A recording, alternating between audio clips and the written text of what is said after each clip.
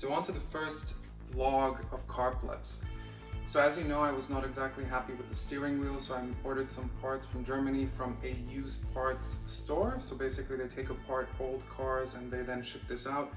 And I managed to find one at supposedly a very good price, at least from my perspective, as well as in good condition. So I wanted to share basically the updates as we go along with the progress of sort of returning the 996 to what I would call ideal shape on the one hand side, with some very select mods like the radio and some other parts overall.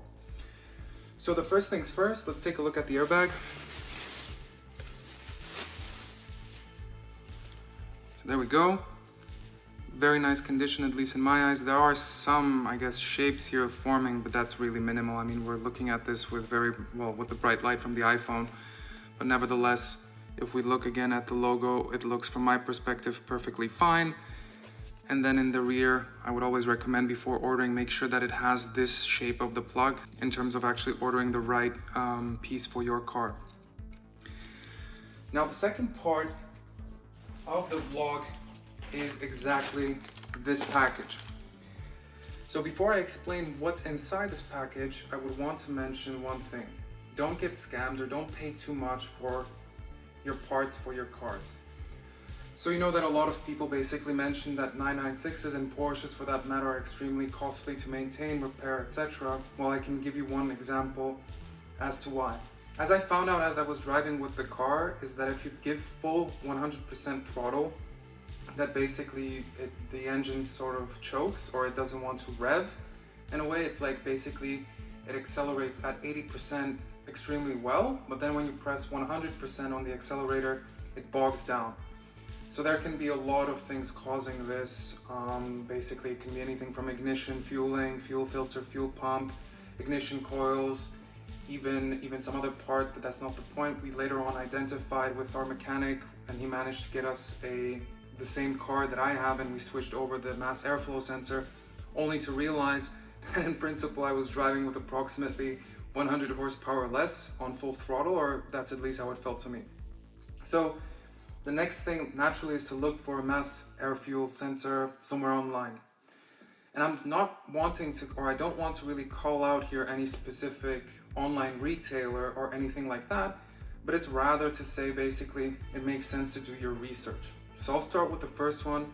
Here is a shop that I frequently take a look at in the UK, and here we have basically the mass air fuel sensor for 189 from Bosch in pounds, and then we have 525 from Porsche. So of course you can simply order it from that, but I thought, okay, I'm not going to pay that much for a MAF. So the next step was to look on some German websites that I found. So again, another shop that I frequently visit or shop from, and then I saw basically that they're selling the MAF for 161 euros. So okay, we have already saved some money because as opposed to the British pound, of course, euro is less and so on. On the other hand, I took a look very closely at the pictures and I found out that in fact this online retailer is the distributor for this company that produces or reproduces basically the mass airflow sensor itself. So then I found that one on the source website, which you can find here, and it's called Löwe. It's a German company. And then you find out that on the picture itself that basically it is in fact this company, and you can easily then research who is the main producer of that. So the point being is that I ended up finding the mass air fuel sensor for the price of, what is it, 54 euros and 62 cents, as you can see on the images. So let's just take a look at the sensor, and here really, again, I don't want to call out any retailer. Of course, it's a business. They need to they have their variable and overhead costs, and I'm perfectly fine with that. The point is simply that if you want to repair your car, make certain that you do the necessary research, not to simply overpay for something that potentially is not super important or critical. So let's take a look at the package. Yeah, of course the pull tab's not going to work correctly, so we have to take a more forceful approach.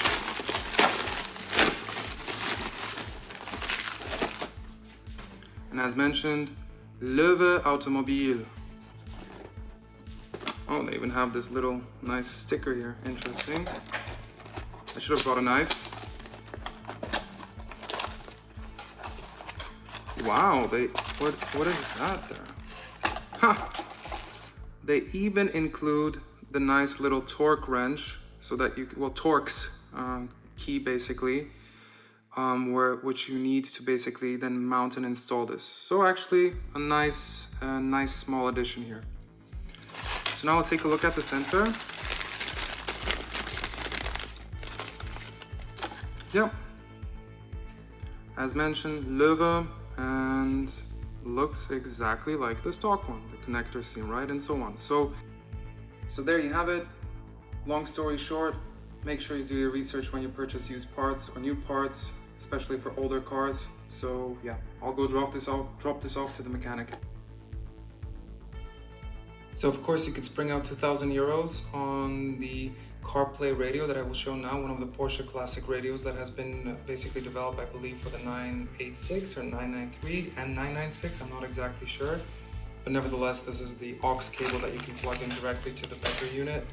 So all that comes inside is basically this cable. You connect it to the back, and then you get your 3.5mm jack, and then also you do receive these ejector keys for popping out basically the CDR22.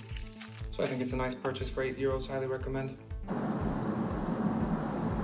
So I'm on the way to the mechanic for the parts of the 996. Happy that the cable arrived as well. I think we shouldn't be longer than 10 or so minutes to see how he's progressing on the build overall. He sent me some pictures. I saw that the rear bumper is off because we're going to be installing the Gundo hack mod for the rear exhaust, where we're installing a 38 to 40 millimeter pipe, stainless steel pipe between the muffler part and the part that should basically bypass the exhaust overall. So we're on the way back from the mechanic. No extra surprises there. They took off the bumpers. As mentioned, we're going to do the Gundo hack, and basically I was happy to see that there aren't any spots of rust or anything, any big surprises there.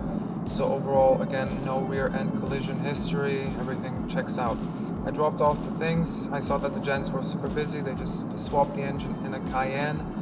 So basically they wanted to finish that and get rolling. Alright, so thanks for watching. Please hit subscribe and see you later.